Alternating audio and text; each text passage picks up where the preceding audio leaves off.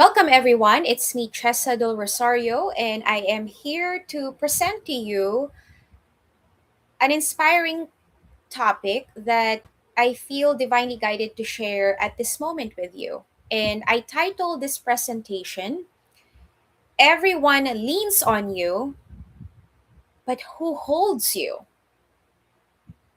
How to Navigate Outgrowing People. Before we proceed and journey together, I encourage you to close your eyes with me for this grounding experience.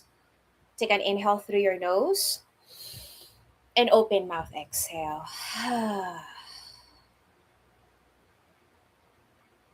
Two more breaths, just like that. Breathe in through your nose, expand the belly like a balloon. And open mouth exhale, let something go. One more breath. Inhale, lengthen your spine from your tailbone all the way up to the crown of your head. Hold it.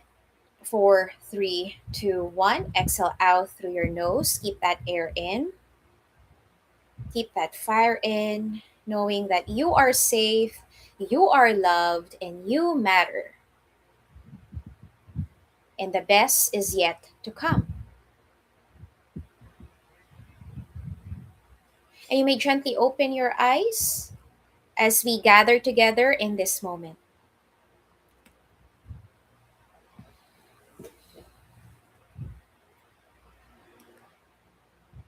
If you are doing everything right on paper, yet quietly realizing that the people, environment, or expectations you used to fit into no longer feel like home, stop. Feeling a distance grow between you and old circles doesn't make you disloyal, cold, or ungrateful. It means you are evolving. Today, we are dropping the guilt around outgrowing relationships. I am sharing 3 plain language frameworks to help you navigate this transition smoothly, protect your peace at all times, and step into true internal sovereignty without losing your heart. What does sovereignty means? Sovereignty is owning your power. It simply put, it would be taking your power back if you've given your power away. Owning your presence, owning your purpose, owning your passion, living in peace, and living in prosperity.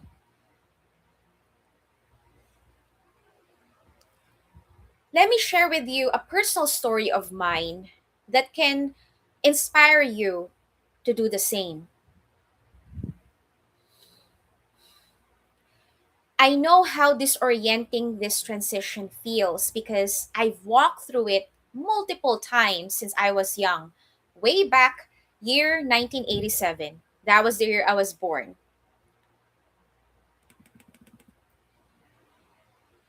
For years, my identity was tied to being the strong one, the peacekeeper, the healer, the reliable one, the understanding one, the accommodating person who made sure everyone else felt loved and supported. But as I did my own deepest healing this week, a quiet, honest shift happened. I began to notice that the conversations, dynamics, and relationships I once tolerated started feeling heavy. I wasn't angry at anyone. I simply no longer align with constant drama, surface level connections, or expectations to stay in a box and fulfill old roles I had clearly outgrown. Did I cry? Yes. As human, I allowed myself to cry and grieved about these relationships that I cared for. And by the way, giving yourself permission to cry is healthy. I encourage you to do it, where you allow yourself for your soul to express the pain and the suffering, the grief through tears. I consider crying as one of the healthiest tool you can do to purify your soul and cleanse your energetic field. I've discovered that the hardest part wasn't changing. It was managing the guilt of stepping away from people I truly loved and cared for. I had to learn that holding on to old dynamics out of habit was draining my battery. Coming home to my heart meant giving myself permission to let go with love, honor the season we shared, and trust where God was leading me next. Throughout this process, I've discovered three frameworks that has supported me navigate this transition. And you can use it too in your own personal, professional, entrepreneurial business life. Any transition, these frameworks work. Number one, inner equilibrium. So we're going to connect deeply with your mind, with your heart, with your body, with your spirit, with your soul, and your energy. And what we're going to do today is we're going to harmonize it and keep it in balance. Finding balance between watching your mind calm down, your heart expand, your body relax, your spirit uplifted, and your soul awakened. Balancing all of these parts of you and feeling more energized in the process, this is going to support you take more actions towards the achievement of any dreams, goals, and visions that you have. And know that these shifts don't throw you off center. Next is basic meditation. Think of your thoughts like leaves floating down a moving river. Basic meditation is standing on the riverbank, watching those leaves float by without, let me move back. Watching those leaves float by without jumping into the cold water to chase them. So letting things be, letting it pass through you. If it's an emotion, feel the feels, letting it flows through you. Give yourself permission to express whatever emotions you may be feeling. Maybe you feel upset about something, anxious, frustrated, disappointed, betrayed, mad, sad, angry, pity about yourself, where you are, whatever that may be for you. Let the emotions flow through you. And the thoughts in your mind, let it pass through you.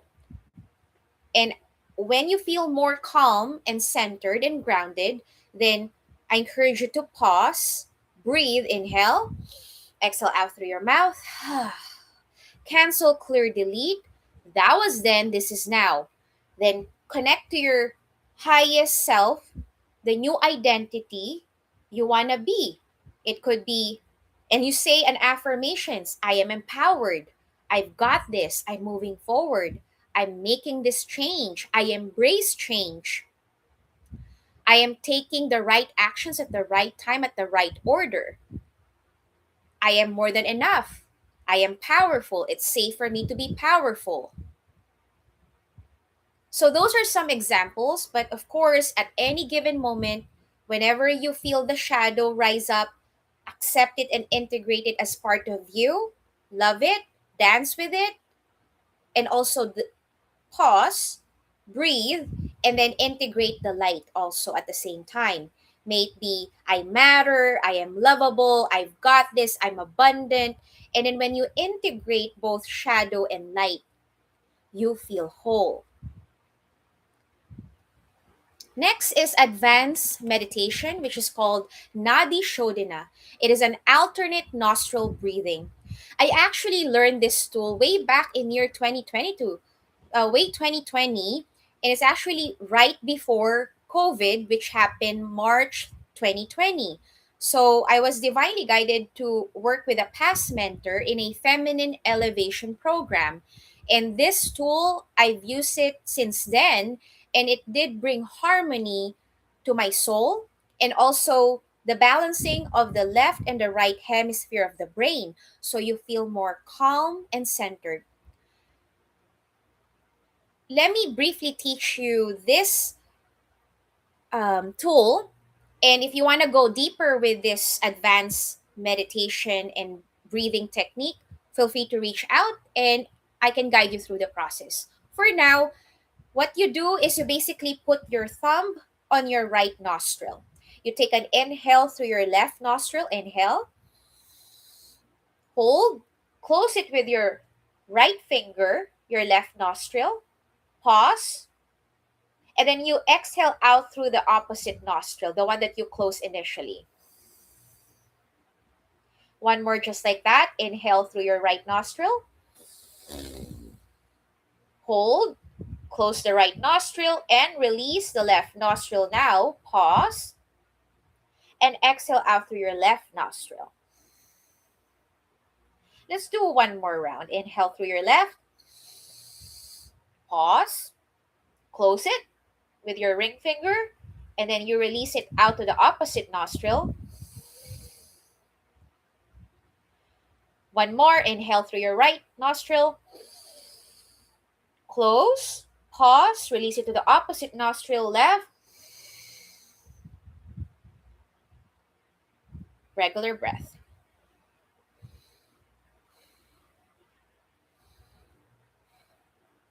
And those are simply 4 rounds, left and right nostril together combined.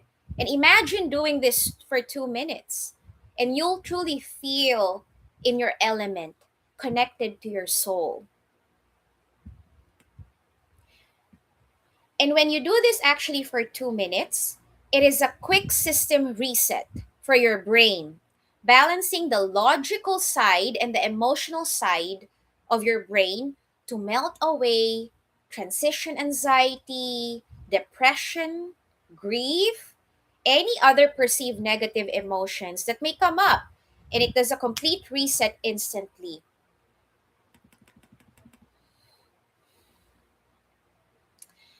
Next is Animus and Anima balance. I honor Carl Jung's work, who discovered this concept. And based on my interpretation of this concept, I realized that we do carry two inner tools within us. Your animus, which is your inner masculine, is your shield. It gives you logic, focus, direction, clarity, and the strength to set clear boundaries when stepping back. Next is your anima, which is your inner feminine within, is your river. It brings intuition, empathy, and space to grieve old seasons. By the way, there is also a concept that Carl Jung discussed about synchronicity, where we meet people, experience situations, go through a journey that actually support us integrate more of parts of ourselves that may that we may have lost in the past. And we basically do a shamanic soul retrieval, and we retrieve those soul parts of ourselves from the past that we believe has been hurt and needs to be processed in the present time. It's a deepest inner work you could do, but know that it's worth it. It is difficult since you're truly going to the roots of your past and you reclaim those soul parts of you to integrate in the present time. I actually dreamt last night about my years way back in high school. And I keep asking, what's the purpose of this? And things do come up, why it came up. And I know I trust God that there's more to be revealed, but know that we can project to people what we haven't fully integrated within ourselves. And that could be your um, inner masculine, for say your animus, could be projected if you're connecting with a man or a guy that God brought into your life, that you see those qualities in that person, then it is showing you that it's time for you to integrate those clarity, those direction, those assertiveness within yourself. So when you integrate them, you accept it as part of you, then the projection ends because you've integrated it. So, like I said, when you start integrating parts of you that you've projected from other people, you've owned both shadow and light, qualities that you see in others, and you've integrated, then the projections stop and you're basically being the most authentic person you can be. And you feel whole because you've integrated them. And if you need further discussion of this, it's deep work. I mean, not deep, deepest work. It is achieving Sophia empath consciousness. And it's the highest level form of psychological development. And if you want what I'm going through, reach out. You're not alone. And yes, you can be called weird or different or rare, even. But that's okay.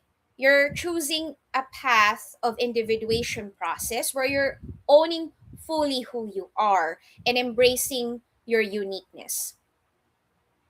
Here's a practical example as well. When you're feeling guilty about declining an invite to an environment, an opportunity, or an event that was um, proposed to you by people you've clearly outgrown, then pause for 2 minutes, do a Nadi Shodhana, alternate nostril breathing, and that will support you with your inner shield.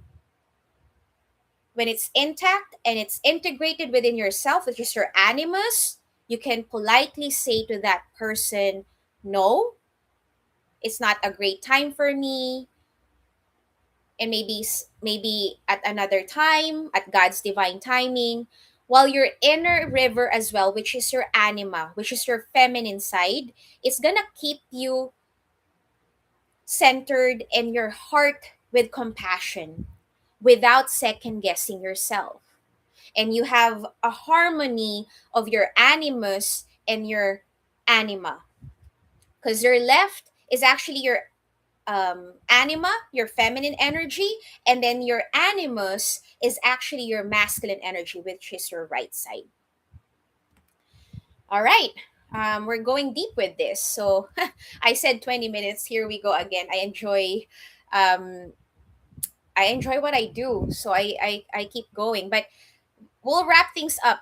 And these are, by the way, deep concept to discuss. So that's why we're really going step by step, concept by concept. But we'll wrap things up. Framework two is energetic cord cutting. Definition is gently releasing invisible emotional cord attached to old dynamics, expectations, or guilt so your battery stays full. Practical example, when someone makes a passive aggressive comment about how you've changed, they may not even say about it, but you notice it in their behavior. And especially if you read between the lines, you could identify that the passive aggressive behavior is showing up on their end. So I encourage you to pause and ask yourself, is this about my growth or their discomfort of your growth? Especially if you're like me, that I'm owning my light and I'm expanding my light more. It can truly trigger people outside of you. It can wake them up to their core. In their chaos, remember, it's their monkey. It's not about you, it's about them. And let them go through and unravel and process what needs to be processed on their end. And let me remind you, this is a lesson for me. You could not save everyone. Help people, those who's ready to be helped. And if you notice that there's really no clear change, let them be. And you do your own thing and focus on your growth and where God wants you to move forward to. Realize, again, a reminder, it's theirs. That's their circus, that's their monkey. It's, don't take it personal. It's not about you, it's about them. Pray for them. Their soul needs it. Unconditional love and prayers for their soul. And imagine also unplugging an invisible charger from your heart and return your energy back home. You don't need to argue or defend your growth. You simply wish them well and hold your boundary.